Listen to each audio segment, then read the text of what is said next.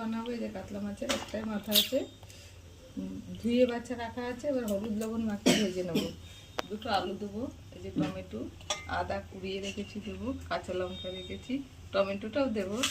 আর এই গোবিন্দভোগ চাল দেবো একটু, আর একটু মুগ ডাল দেবো। এগুলো মাখিয়ে ভেজে নিচ্ছি মাছের মাছ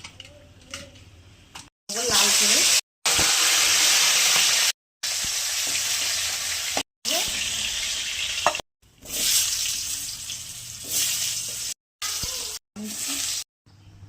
গোবিন্দভোগ চাল ধুয়ে নিয়েছি, এবার একটু তেলের মধ্যে ভেজে নিচ্ছি। কিন্তু ধুয়ে নিয়েছি।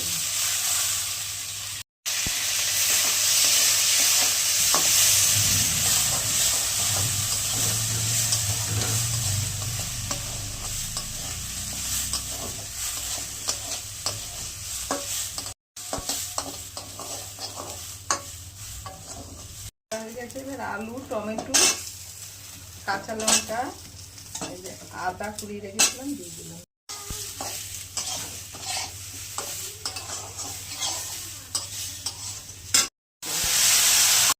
দিয়ে দেবো, লবণ দিলাম, একটু চিনি দিলাম, দিলাম কালারের জন্য।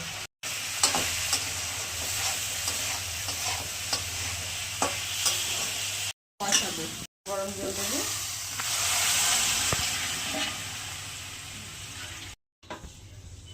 তুলে দিলাম। এবার সোমবার দেবো।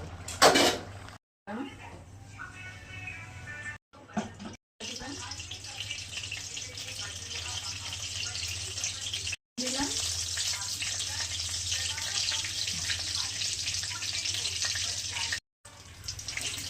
যারা রসুন পেঁয়াজ পছন্দ করেন তারা রসুন পেঁয়াজটা বেটে দেবেন, আদা রসুন পেঁয়াজ বেটে দেবেন যারা পছন্দ করেন। আমি একটু মাছে কম খাই পেঁয়াজ রসুন, তাই পেঁয়াজটা দিলাম না। রসুনও দিই, পেঁয়াজও দিই।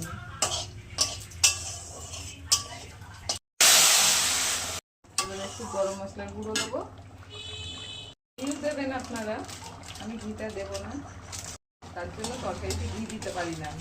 আছে গোবিন্দভোগ চাল দিয়ে আলু দিয়েছি, মুগ ডাল দিয়েছি। ভিডিওটা ভালো লাগলে লাইক কমেন্ট অবশ্যই করবেন। ধন্যবাদ।